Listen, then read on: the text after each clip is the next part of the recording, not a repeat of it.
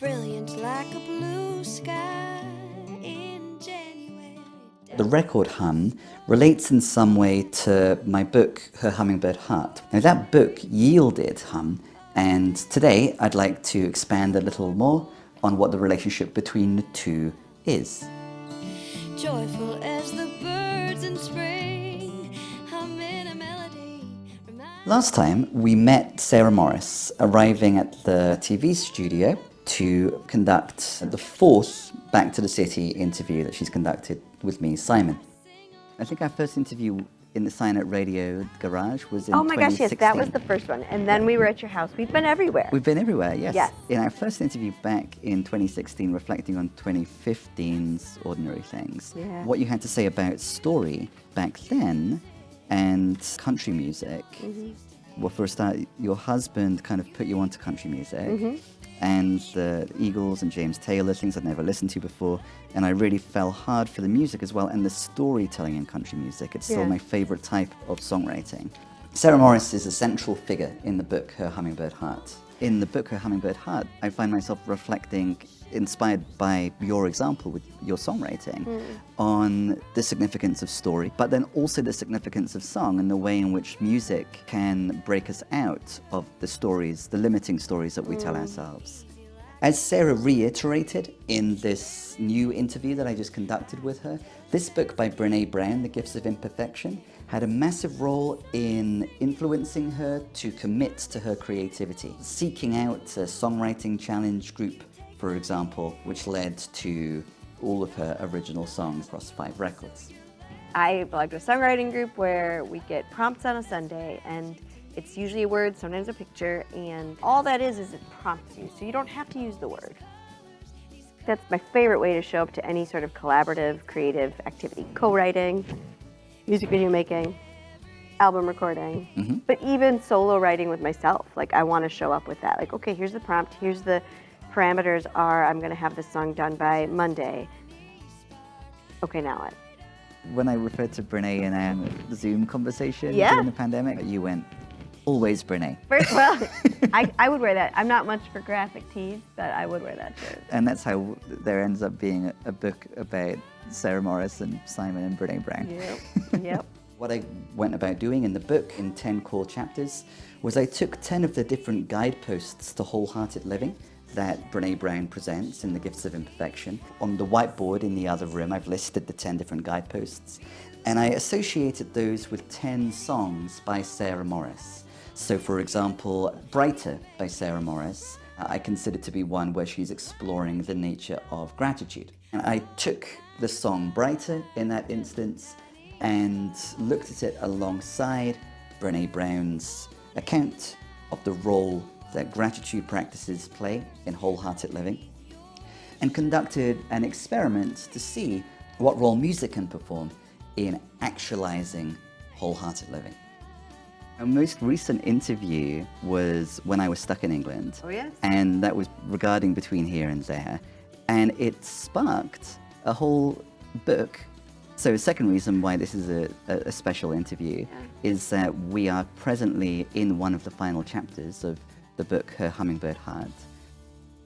So I was near the end of the process of composing that book when Sarah made a post about the new summer 2022 round of the Songwriting Challenge. And I felt, given how absolutely central to Sarah's approach to creating art and living, her participation in this particular songwriting challenge group is, it would be remiss of me to not participate in the challenge and be able to speak firsthand about the experience. Week 2, and I'm Sarah Morris. Our prompt is require. I got a lot of this song downloaded yesterday before the prompt came out, but it counted because it was Sunday morning. The prompt fit in the bridge, naturally. Hello, a pleasure to meet everyone. My name is Simon Calder. I'm joining in week 2 with my requirement song. It's called Birds and Foxes. I just wrote it yesterday. The reason why I'm joining now is because I am just about to self-publish a book in a month or 2, and it is a case study in creative living, and the case study is none other than Sarah Morris.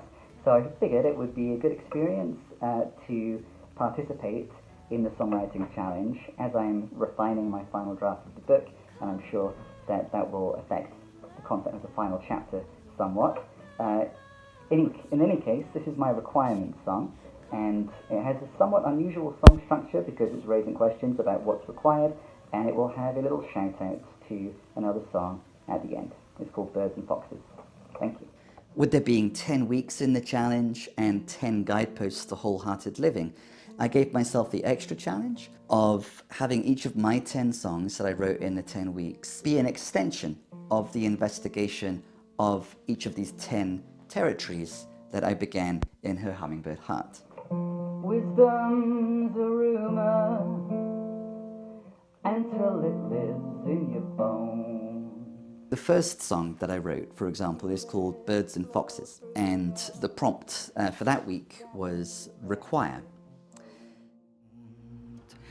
Rest is a requirement for being in the zone. Blessed are those who tire of striving, tiny sparks lit the way home. One of the guideposts to wholehearted living for Brené Brown is play and rest. She studies wholehearted people and recognizes that they're more silly or more playful, and they give themselves downtime. They don't overwork.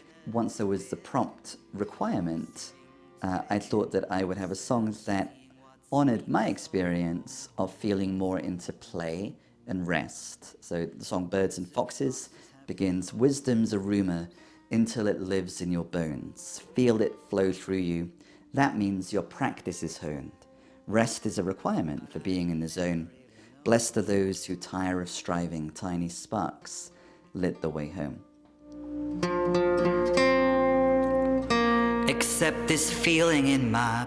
So that's a song where there's consensus with Brené Brown. What I'd like to do for the rest of this part of the mini documentary is zoom in on two songs from the record Hum, where the relationship with Brené Brown in particular, who's influenced both myself and Sarah Morris a lot, is more complex.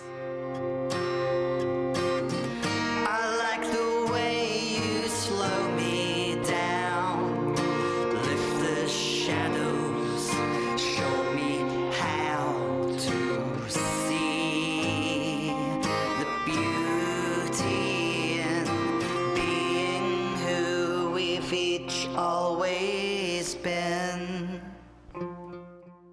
With the book Her Hummingbird Heart, I set myself the challenge of trying to document in a relatable way what exactly happened when Sarah Morris was very intentionally influenced by the theory of wholehearted living that we encounter in the Gifts of Imperfection. To what extent did that theory seep into her songs? And to what extent does Sarah Morris's music do something that is, yes, informed by it, but also reaching beyond what Brené Brown's theory can explain? Birds and Foxes, one song down. Thank you. Looking forward to tomorrow.